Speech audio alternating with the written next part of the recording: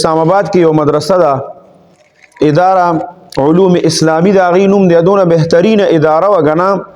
چې یو وخت کې زه هم چې دینو خپل کاکاجي چې دینو بوتل وما بارکو کې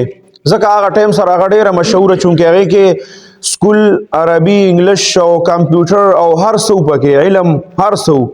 خو هغه کې بداو چې هغه کې به شرط داو چې حافظ قرآن مې پکې اغسته نو زه چونکې چې لاړم نو مونږ خو چونکې دلته کې سکول سره حفظ کړو نو هغه چې لاړم نو زما عمر چې کومونو د هغې چې کوم د عمر حد و به زما د هغې نه لږ غونتې عمر سیوا شوی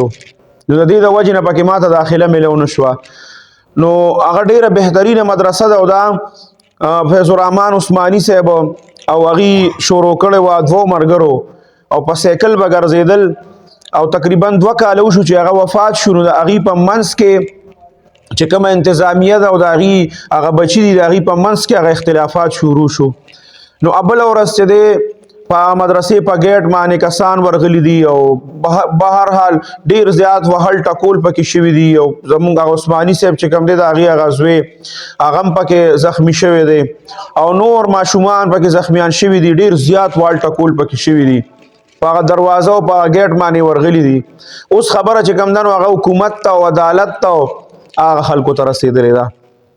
نو داسې یو اداره چې په خپل وخت کې هغه یو بهترین اوس خو اسلام آباد کې ډېرې ادارې دي خو د دې په خپل وخت کې یو نوم او دا داسې یو اداره وه چې دغه باني چې کوم دی دوی ورته سرکاري نوکري پرېښوده او د ادارې له ټول ټایم ورکړه په دې باندې نور څوک نه خوشحالېږي په دې باندې صرف دا لیبرلز خلک چې کوم دي دا خوشحالېږي دا لیبرلز څوک چې د مدرسو خلاف دي او بیا چې دغه خبره هغې سوشل میډیا ته راوباسله ټوله د هفته نیمه وشوه چې په سوشل میډیا باندې دغه خبره چلیږي بس اداره علوم اسلامي والا ښکته او اداره علوم اسلامي والا بره انتظامیه څوک د انتظامیې پاره کوي او څوک چې کم دی نو د هغه کوم چې زاړه ناظم و محتمم و صدر و څوک د هغه د بچو چې دی نو د هغې دفاع کوي بس په دې کې دا معامله روانه ده او هغه معامله دومره خرابه شوه چې عدالتونو ته ورسېده نو دا څه قسمه کیسې چې کله شروع شي نو دا زمونږ د مدرسو د زوال طرف ته دا روان شي نو دا مدرسه خدای دې نه کړي چې په دې باندې دومره محنت شوې دی هغې پکې خپلې زندګۍ ټولې ایښې دي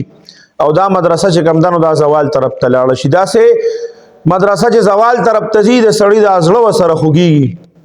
دا زړه ورسره داسې دوړېږي که نه چې دا وګوره په دې به څونه محنت شوي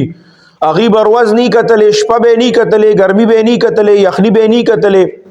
سخت موسم بجلی به وه بجلی به نه وه اوبه به وي اوبه به نه وې هر قسمه موسم کې به هغې دا مدرسه داسې دغه ځای ته رسولي او نن هغه په د کلونو د میاشتو د هفتو په حساب سره په زوال طرف ته روانه شي او ټول نقصان چې کوم دی هغه به دقې طالبانو ته راځي خلک به پکې خپل بچي نه داخلوي